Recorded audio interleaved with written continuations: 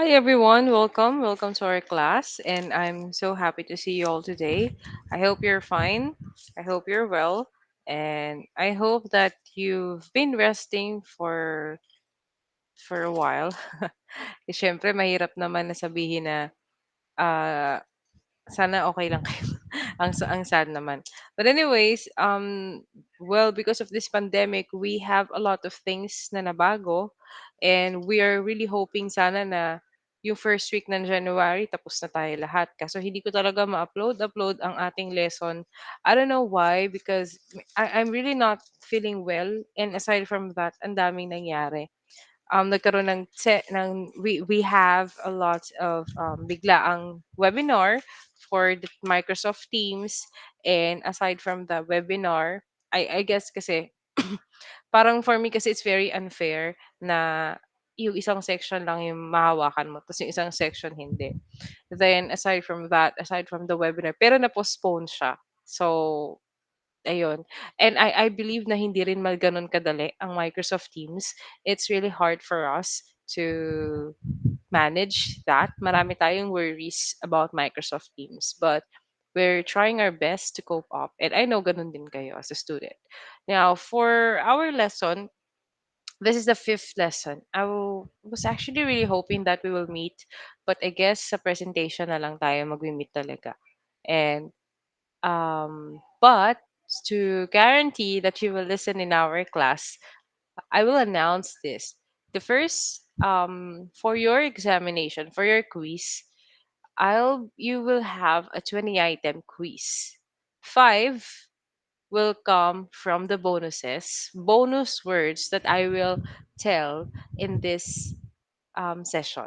Ayan. So that I will be sure kung ano-ano yung mga bonus words na yon ay malilista nyo at manonood kayo ng ating session.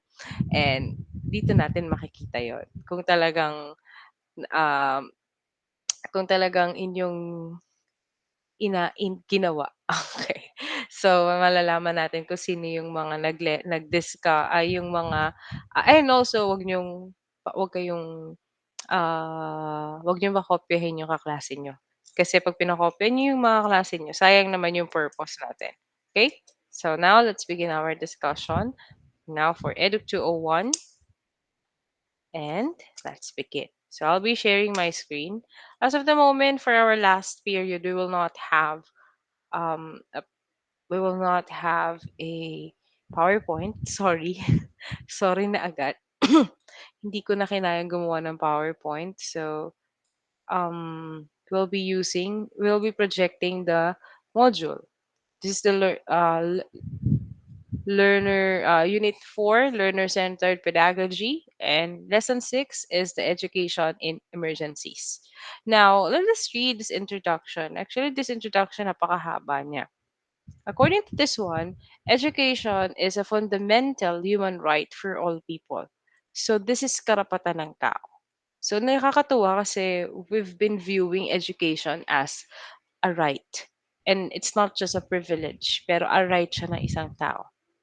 Education is especially critical for the tens of millions of children and youth affected by conflict disasters. Yet it is significantly disrupted in emergencies, denying learners the transformative effects of quality education. Now, during the pandemic, nagkakaroon tayo we have problems, well, in the city wala tayong masyadong problem. Siguro this in the province, the mere problem of us is the calamities. 'Pag may lindol, may tubig, I mean baha in the Meneses campus wala naman, laging bumabaha, but the classes is going on. But for others, yung baha talaga nila is hindi lang dibdib ng bibe, pero dibdib ng tao sa klase. Okay? So, pero may mga iba na pinakita in the unang hirit when I was watching na talaga nakabota na yung bata habang nag-aaral sila.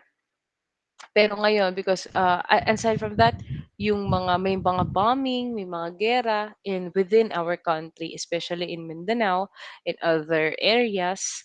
na ano, nade-disrupt yung klase, nagkakaroon ng emergency. And of course, sunog, ayan, marami tayong mga ganyan. And lagi nagsa-suffer ang education, which is very sad kasi we don't want the education to suffer. Ito yung bagay na pinakaimportante sa atin, lalo na kung wala naman tayong pera, wala tayong education, pero na nagsa-suffer siya. But it really happens. This is always effective. Education talaga. And now, because of the pandemic, mas naapektuhan pa. We are trying our best to make the face-to-face classes. Talagang tina-try natin yung best natin. Pero kahit anong try natin ano, laging may bagong virus, may bagong ganito, may bagong ganyan, which is very hard for us. And education in emergencies comprises learning opportunities for all ages. It encompasses early child development, primary, secondary, non-formal, technical, vocational, higher, and adult education. In emergencies through recovery, quality education provides physical, social, and cognitive protection that can sustain lives. You know what? The good thing about education is, as a student, alam ko medyo that's true. Nakakatamad mag-aral. Pero when we began studying, parang like for example, as a student, kunwari, 1 week tayong nawalan ng klase. At first, it's like, "Yay! Wala tayong pasok." 'Di ba, parang gano'n. But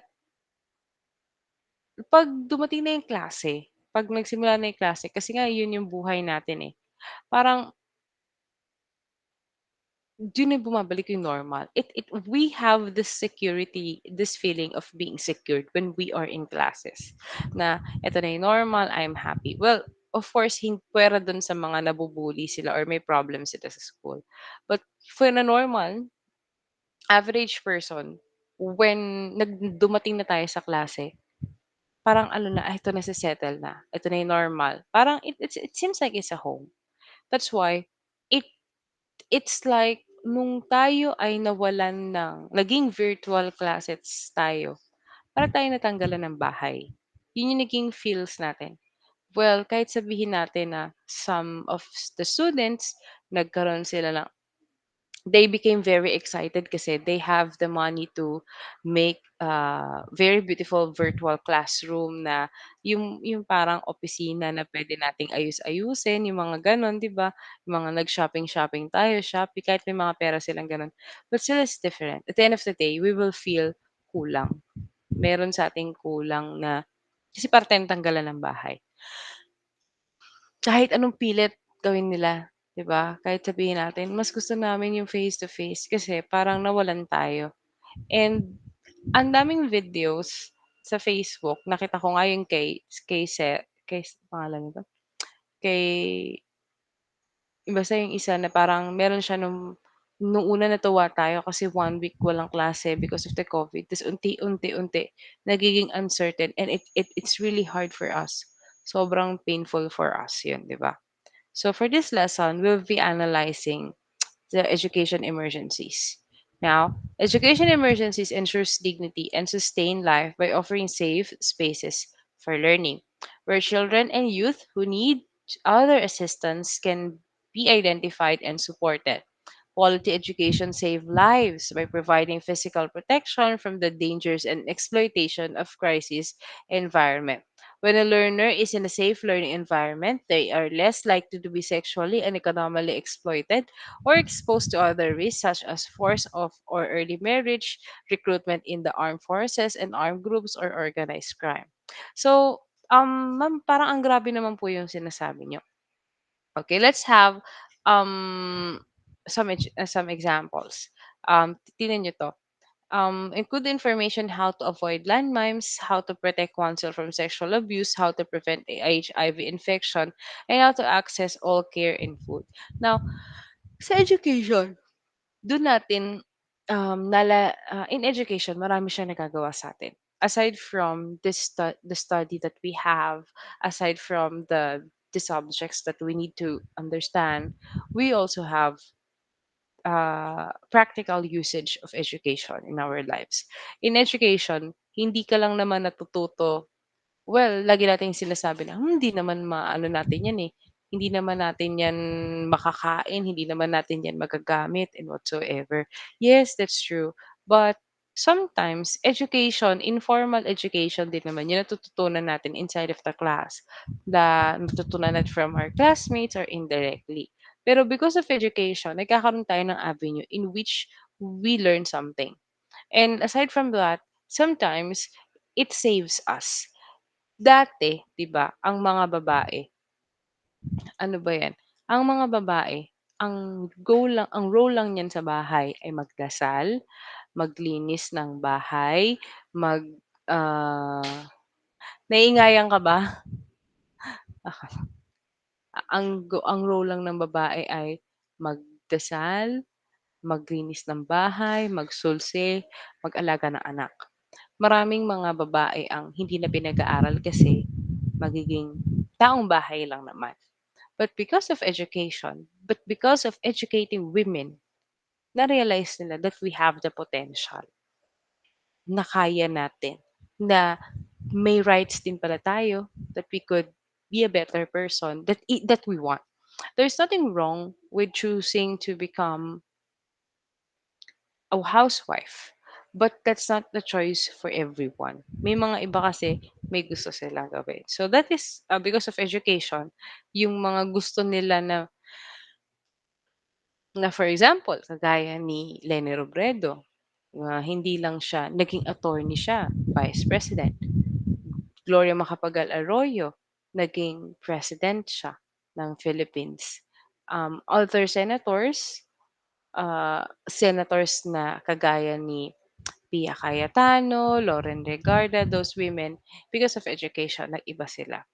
And aside from that, in HIV, ayun naman, isa sa mga discussion natin, how to prevent HIV infection.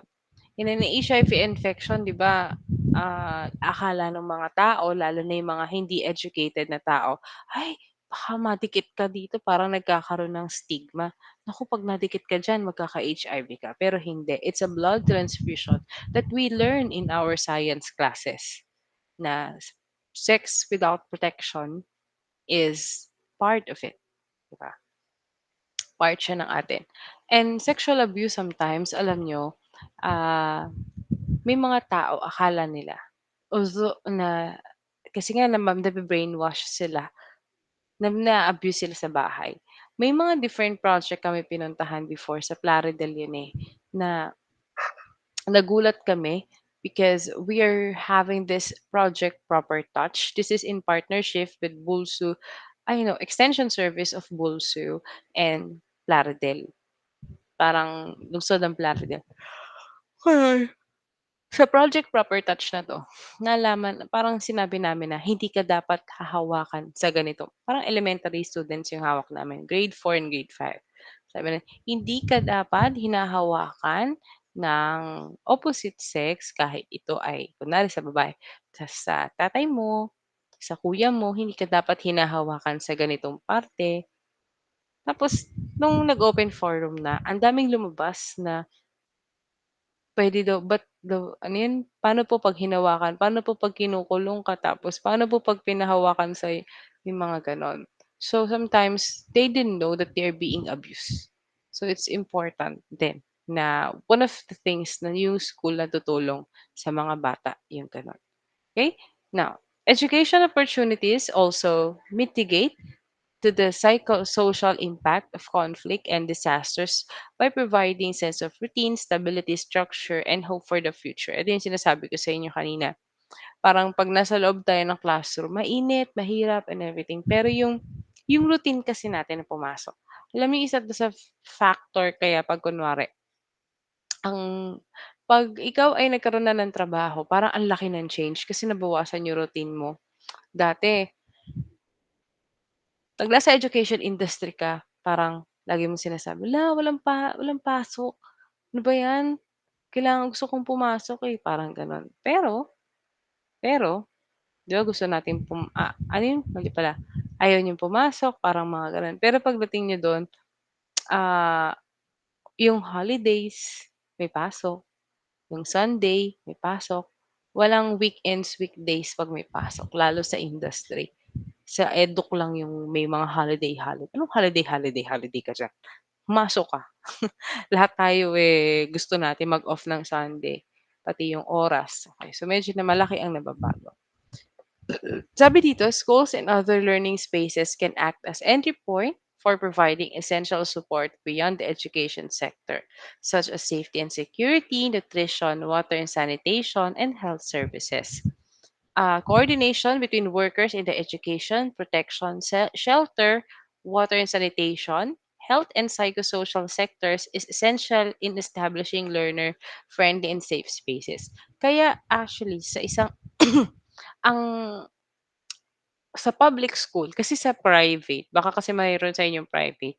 Honestly, wala akong nakikita nung naging estudyante ko sa private, wala akong masyadong nakikita na ganito. Pero nung naging teacher ako sa private, meron pala tayong tinatawag na pumupunta kami sa bahay ampunan, parang siya, nagbibigay ng pagkain during Christmas. Pero beyond that, wala. Nagbibigay lang ng kung ano-ano tuwing Christmas or 'pag may donation drives. Pero sa public, masaya.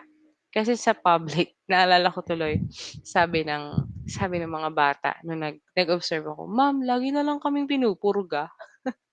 Ayun, ta's lagi silang pinupurga kasama 'yun sa mga tinitignan. And aside from that, meron din na feeding programs, kasi may mga different government and NGOs na government organizations and non-government organizations are helping students. Maraming project. Oo. Sobrang daming project na hindi mo siya makikita sa private. And aside from that, may mga, health services din, bukod sa bakuna, 'di ba? Ayun nga, 'di ba, kaya nga nagkaroon ng siya. Kasi libre yung bakuna sa mga elementary o pinag-go, go, go sila, hindi pa pala tested yung siya. So ayun, problem din yun. Quality education contributes directly to the social, economic, and political stability of societies. Now, nung nagkaroon kami ng study nito, kasi we've been researching, and it was found out that in Malaysia before, ang mga pwede lang mag-aral is yung mga may kaya. And by the way, for the first bonus number, the word is, uh, taisip ko tuloy. The first word that we will have for our um, free word is the Witcher. Ayan, the Witcher. So, that is our first bonus word, the Witcher. Okay. Randomly ang gagawin natin. So, meron pa tayong apat sa buong discussion. Okay. So, iyon, sa Malaysia, ang mga pwede lang mag-aral ay yung mga one, matatalino at may kaya. So, ang libre lang sa kanila, unlike sa'tin basic education, libre kaya nga tayo may public school. Tapos meron naman tayong college, which is the state universities.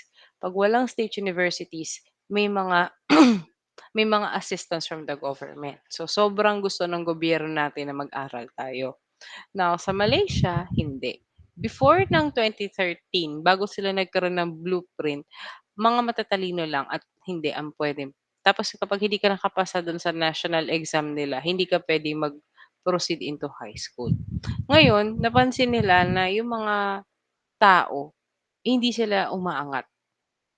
Okay, so hindi sila natututo ng English and yung ano nila medyo hindi maganda. That's why the government, i-change it. Tinaasan nila yung required, tinaasan nila, parang nag-focus sila sa education because education is very important. It reduces the risk of violent conflict by enhancing social cohesion and supporting conflict resolution and peace building. However, while the changes for long-term peace building increase significantly if a conflict affected population is educated, education can negatively impact peace and stability. Education can contribute to conflict if it reinforces inequities rather, and social justice by denying access of education for some learner or biased curricular teaching practice. So it's very important education. Okay. Crisis can offer national authorities, communities, and international stakeholders an opportunity to work together for social transformation.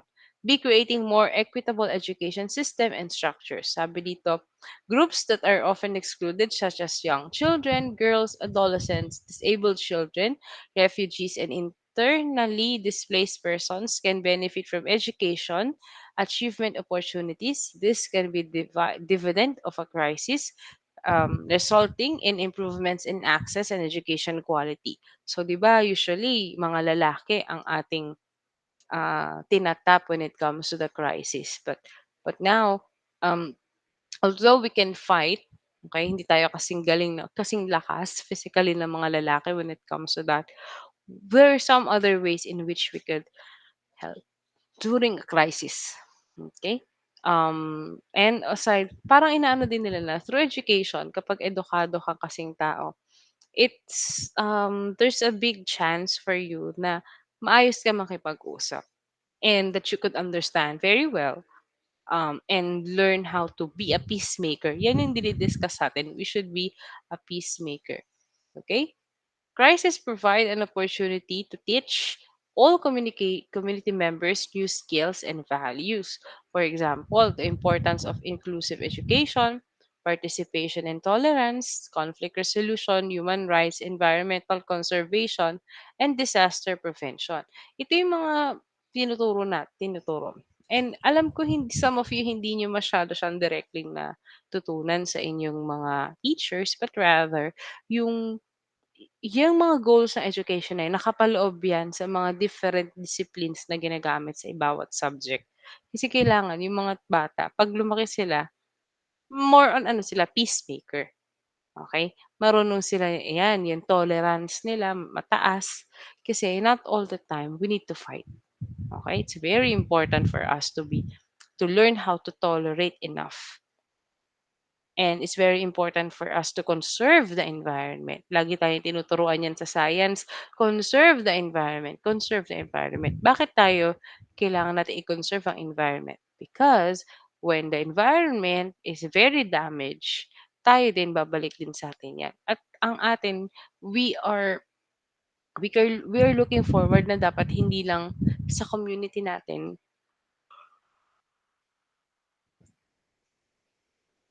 okay, na hindi lang dapat sa community natin ang yung hindi lang ngayon na parang ang Earth magtatagal sila, hindi siya yung mawawala, okey, yun. So there is a minimum standard for education, the preparedness, response, and recovery. The education cluster, called by UNICEF, and the Safe Children represents a commitment to predictability, preparedness, and response within education emergency. So biruin nyo, no? Akala natin, ano-ano lang yan. Kumbaga parang ako nga din, iniisip ko eh, ano ba yan? Ano-ano lang to? Kunwa-kunwari lang, pero madami pala, okay? For supporting states and determining educational needs in emergencies and responding to them jointly in a coordinated manner, the INEE minimum standards are the foundational tool used by the education cluster to provide framework to ensure quality education response. Now, the interagency network for education emergencies, tandaan yan, facilitated a consultative process that engaged national authorities, practitioners, policymakers, academics, and other educators worldwide in the development of this handbook. So itong handbook na to, medyo madami siya. Okay? Nagkaroon sila ng minimum standards and guidelines that are designed to use for crisis response in various situations. Um, ito yung parang ginagamit natin. Ewan ko lang kung siguro naman ginagamit siya ngayon. Pero dito natin makikita na lahat pala ng practices natin is hindi lang naisip. Pero ito ay pinag-isipan ng mga different agencies ng internationally din. So dito, okay, there are four um, Dito sa ating domain 1, the foundational standards domain, meron tayong community participation, coordination, and analysis. Sa community participation, nandito ang standard 1. There are two standards. Sa coordination, meron tayong one standard. Sa analysis, we have the four. So for the first one, dito sa number one, under ng community participation, ang sabi dito, community members participate actively, transparently, and without discrimination in analysis, planning, design, implementation, monitoring, and evaluation of educational responses. So, dapat ang community members, which is us, ibig sabihin ito 'pag sinabing community members, hindi lang yung sa school, pero kasama din dito yung mga local government, yung families, and other bodies in the community. So, madami siya. Dapat may active at saka dapat harmonious yung relationship ng community. Next is the resources. That is the standard 2. Community resources are identified, mobilized, and used to implement age-appropriate learning opportunities. So, tingnan natin, di ba? Sa private kasi hindi ko siya masyadong nakikita. Pero sa public, may mga activities para sa mga bata, may mga activities para sa mga adolescents, may mga activities for adults, may mga activities na ginagawa per barangay, per subdivision, meron ding activities na ginagawa sa school. So ngayon, lalo na yung mga, may mga ano tayo, mga lugar na kilala sila kung saan. Like for example, may mga lugar kilala sila sa mais, ayan, kagaya ng Pangasinan, yung lugar nila dun. So medyo utilize nila yung kung anong meron sila. Meron naman ding iba, ano sa hmm, yung mga palaisdaan, ayan, kagaya ng Hagonoy, ayan, yung mga ganyang bagay tinitignan natin 'yan, okey? Next naman is the standard one, the coordination. Coordination mechanisms for education are in place and support stakeholders working ensure access to continuity and quality of education. So coordination para maganda ang magiging education. And the next one, to the foundational standards domain, we have the analysis. We have the assessment. Sa assessment, timely education assessments of the emergency situations are conducted in a holistic, transparent, and participatory manner. So daw dapat ang education system ay transparent, na sabi dito. And kailangan, kaya kung mapapansin natin, ay yung educational assessment natin ngayon compared before is different. Kasi napapanahon, may mga or kung hindi naman sa may mga bagay na hindi na magamit. Pero ano siya eh, parang we adjust, we modify it based sa mga pangangailangan. Next is the response strategies. Inclusive education response strategies include a clear description of the context, barriers to the right to education, and strategies to overcome those barriers. Kung paano tayo mag-respond and monitor, and also the evaluation, which is very explanatory na. Now, um, so we're already done with this. Okay. Yan lang naman din yung nasa taas. Okay. Oo, yan lang naman din yun. So for our bonus, okay, for our next word, we have, ano yung mga pinapanood ko, no? The Big Bang Theory. Okay. The second word is the Big Bang Theory. Ayan ha. This is the second word for our bonus question. Okay. So I think yung ano hindi na natin masyadong need i-push ng bonggang-bongga.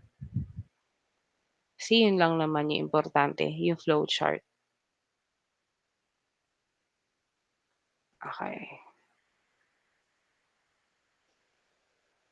Okay. Siguro dito sa part na 'to. Ay iba na pala 'to, sorry. Okay.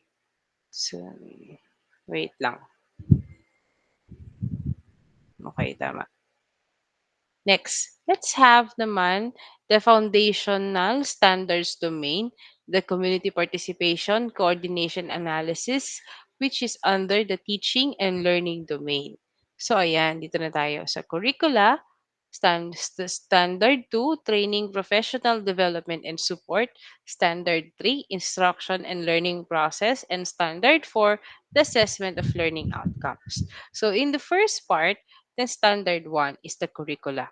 Culturally, socially, and linguistically relevant to the curricula are used to provide for formal and non-formal education appropriate to the particular context and needs of learners. Now, ang curriculum ay laging nag-change kasi nakadepende siya sa pangangailangan ng tao and also with the culture. Magkakaroon ang iba't ibang lugar, although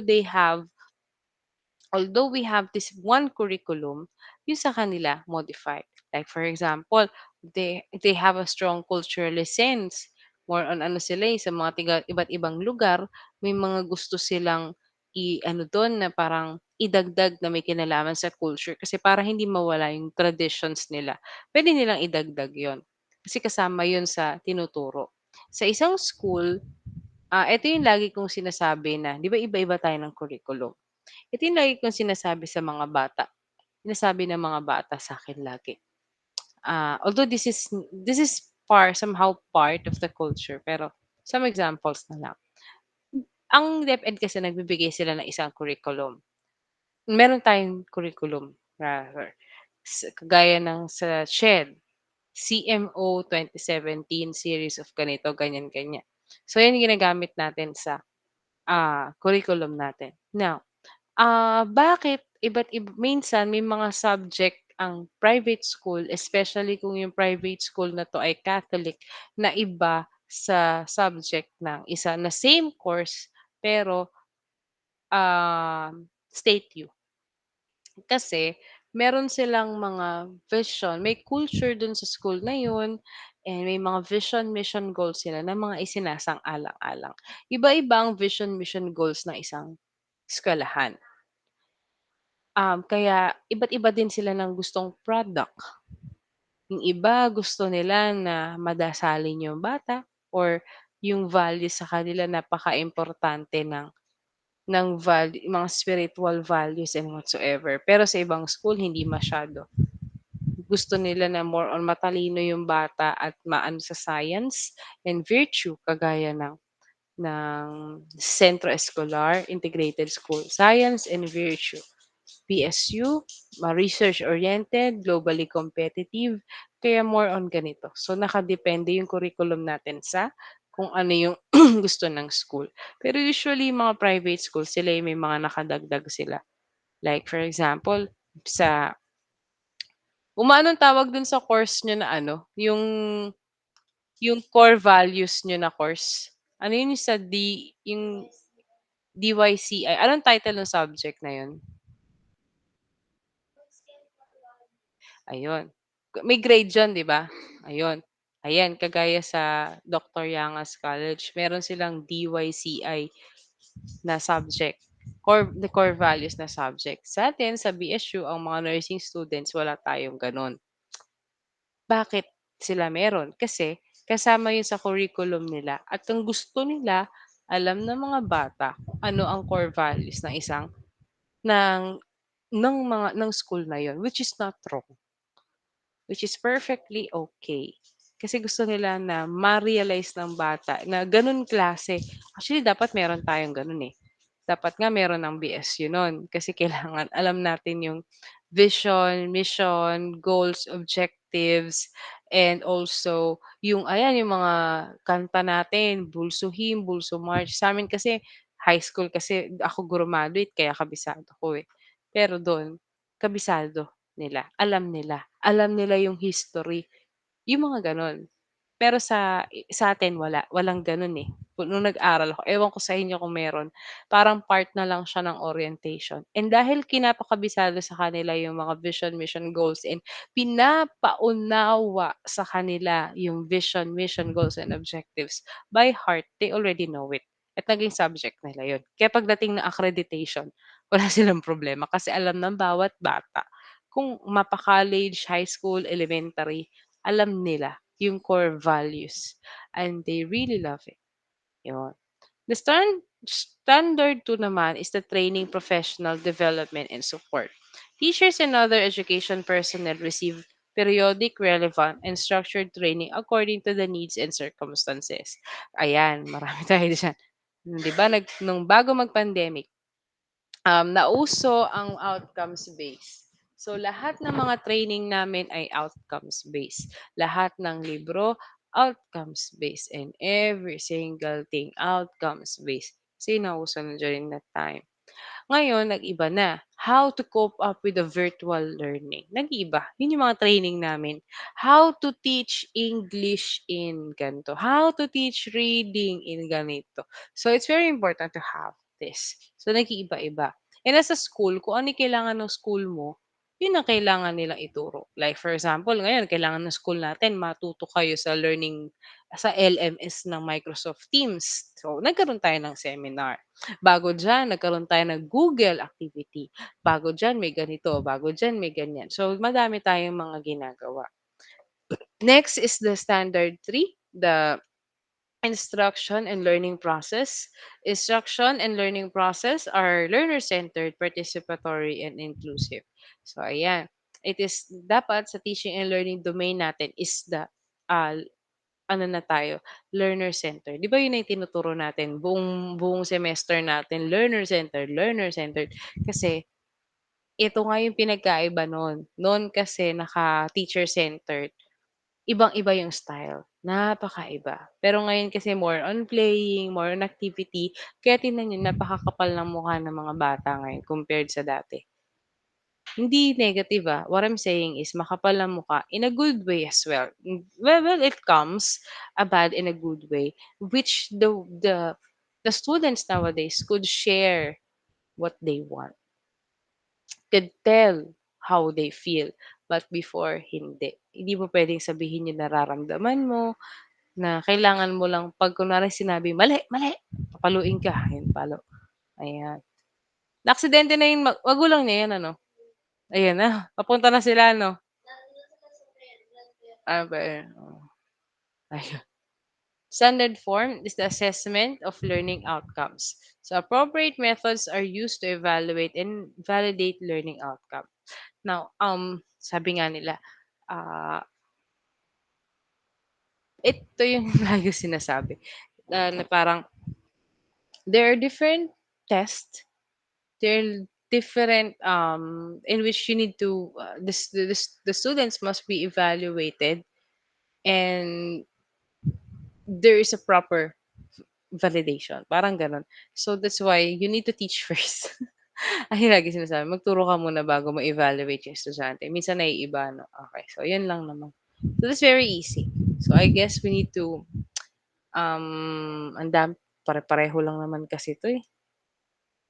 Teacher, first to instructors, napakaano naman, parang 'pag diniscuss natin by the way, the third one is the third bonus word natin for our quiz is tan-tararan, tan-tararan, is human rights. Ayan, human rights. May kinalaman na sa lesson. Human rights. Okay. The third bonus word is human rights. Okay.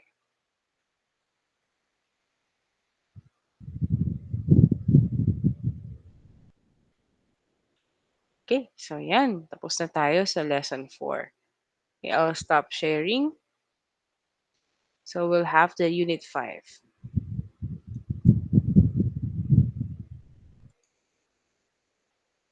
Okay. So, another call naman yun. Another recording para iba-iba. Para cute.